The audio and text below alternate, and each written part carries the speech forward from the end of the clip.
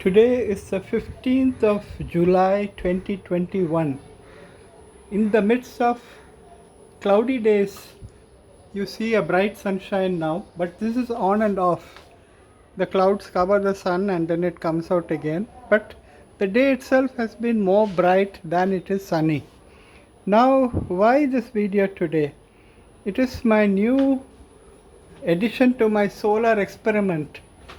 I keep saying it is my experiment because the way things are looking here, it should certainly be called an experiment. Otherwise, my wife would be really angry with me for making this place look like a workshop.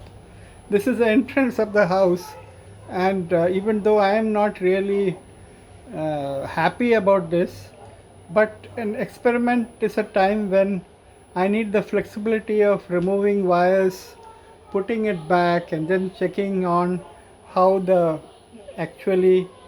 systems and the circuits will work. So on top, where you see the inverter, not the small box but the bigger box that you see, and below that is two sets of batteries. The one that is white in color, which is just below the inverter, that is NXG1100, I think. Let me see. NXG1100, sorry, this is a Luminous NXG1100. It's a hybrid inverter. That means it also takes in the output from the solar panels.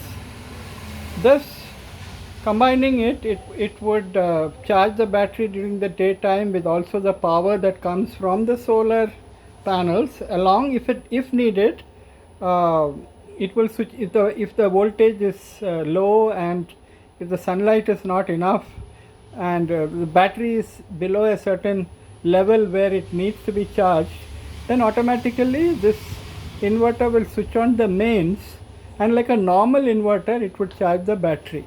But during the day, the priority of charging is basically on the solar side. That is, whenever the sun will shine, the battery will be charged, and also it would help to power the mains that is coming out of the inverter.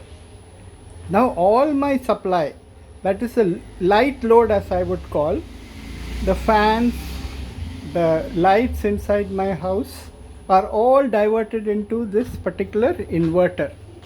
So what that would mean is, during the day I would expect that the load that is required by my house, which is low, relatively low, because all light loads, as I told you, that would be covered by the solar part of it, and hence I will not have to pay the electricity department.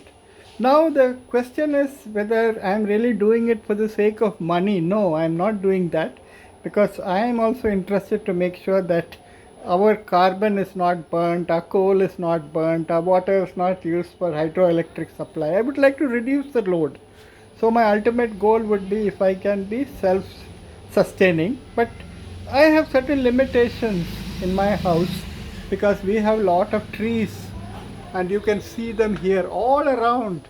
In fact, the whole place is like a little Amazon forest, I would tell you, because as I go back behind this house, there are a lot of trees which we don't like to cut down.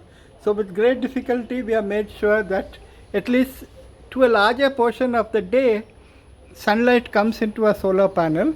So it is not that my solar panels are covered by the sun throughout 5-6 hours. No, it gets covered for most of the times, and especially when there is no cloud. So I have to live with that because my garden is equally important, and this part of the environment also is important. So let me now go back. What is it? There's some sound of a passing vehicle. Let me just pause. Okay, so why did I make this particular video? This particular video is made because I have added an addition to this hybrid inverter, this battery, this white battery, this blue battery. Let me not talk about it because that is another small solar system which is called my DC hub.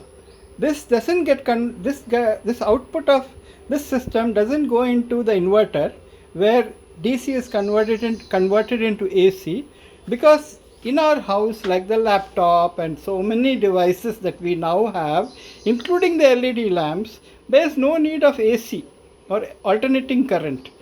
And the minute we convert DC into alternating current, so much of energy is lost. So in order to save that energy, I have made a small, you can see this is an old battery. People may ask me why such a big battery, 150 Ah for my DC hub, but this is an old battery which was working for my earlier inverter, and that has been now removed because the new solar system has come. And in order to use that battery, I made this DC hub. This DC hub is beautiful in the sense it gives me the what do you call, all my DC requirements are met. Charging of my mobile and my DC, Google DC hub, and I have got a DC lamp which burns 24/7. Let me show you that. There are two lamps now. See, this is the DC lamp where you can see, you can't even see the lamp because it is very bright. But by the side there is another lamp.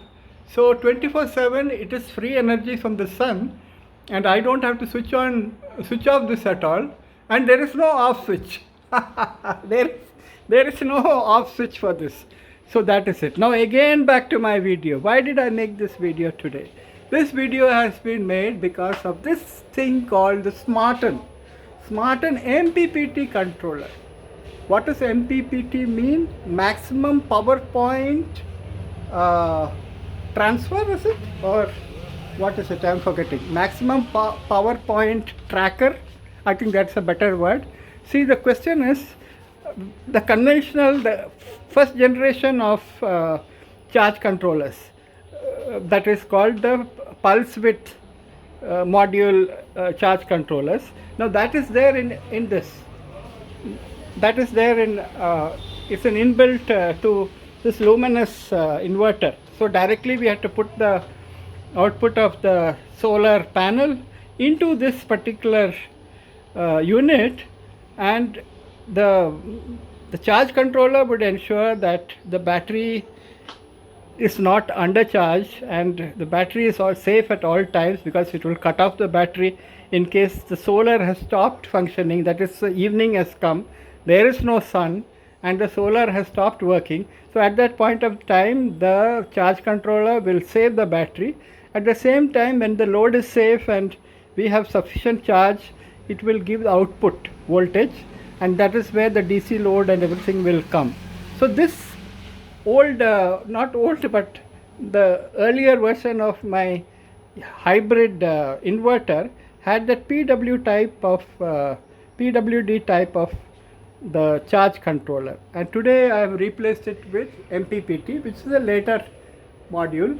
MPPT, of course, what happens is the sunshine that comes into the solar panel, it tracks, and it is able to generate more out of whatever is being produced and then bring it down, and it goes into this MPPT charger. This MPPT charger has got a main supply. That main supply, shall I show you? It is this main supply, and it is coming from here. Can you see 1, 2, 3 wires? First 3. Now when the battery voltage is sufficiently high with the solar charging, what it basically does is it stops the mains of this inverter. The mains of this inverter is switched off, and now you can see here the first light should come if the mains are on, and anybody who has got a Luminous inverter will tell you that the first light should be the first light is the charge mains on. Mains on is not working. Why it is not working? Because this MPPT charge controller has switched off this inverter, and this inverter is now being made use of only through its battery and the solar supply that is coming from the MPPT charger. Together they are powering my mains.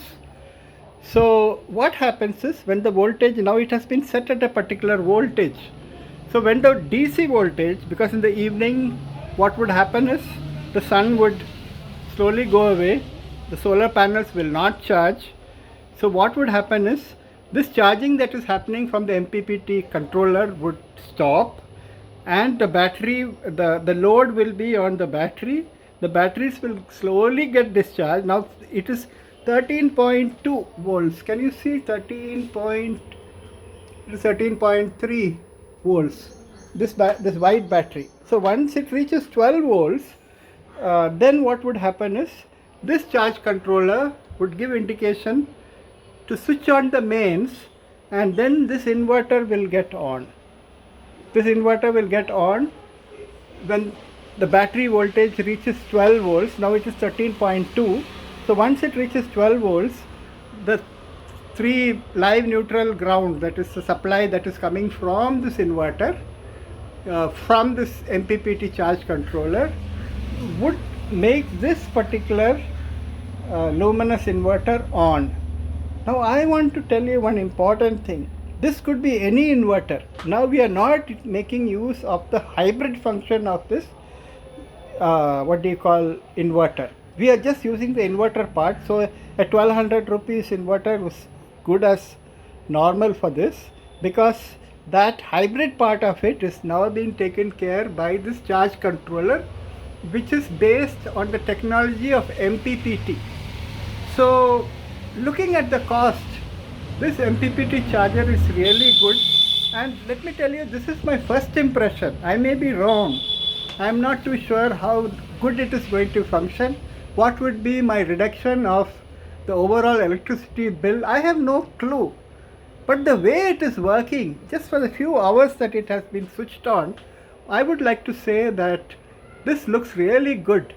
And for those of you who feel that they have not understood what I said, could just put their comments below, and I might make a video where I can explain the wiring to you, how it would be when you first switch on, which I did today. Because even though the leaflet was there and the so-called user's manual was there, it is so brief that you really can't understand how it will work for the first time. And you have to just switch on, and then you have to wait for it to work and understand the way of working. For example, I never knew that this MPPT output, which is going to the main supply of this inverter, would be just switched off. Because when I put it on, I found that the inverter is not charging at all. Then I realized, I thought over it. Then I thought there's no need for the inverter to be on, because it is not taking power from the mains. So there's no need for it to be on, and that is being controlled by this unit. Again, I hope you understand, because I'm not too sure whether my language is simple enough for people to understand. But here is George Marshall on the 5th of July 2021, just inaugurating, or rather experimenting with, the new MPPT controller called Smarten. What is it called? Prime Plus. And it says with MPPT Solar PCU kit. And if you want to see what displays are coming out of it, let me just keep it on for some time. It says, welcome to Smarten World. Now it gives the website of this particular company. It tells you the model of this. This tells you the capacity, 12 volts and 30 amps input it can take, and mine is much less. And this is a lead acid battery, and DOD is 30%, it is 12 volts. And now let us see the solar power. It's on. The solar current is 16.2 and solar voltage is 13.8 volts. It's good. So that means my solar panel is working. Battery is charging. See, can you see the battery has charged? And then it is whether any units have been saved, but then it is, and now it says mains are not available because it has not yet switched on the mains. So this is George Marshall signing out, and hoping that this video was useful to you. And for those of you who are wanting to experiment like me for the first time, I hope you would find this video a little easy, and you shall have no problem, unlike me who was just doing it just with intuition. Bye and take care.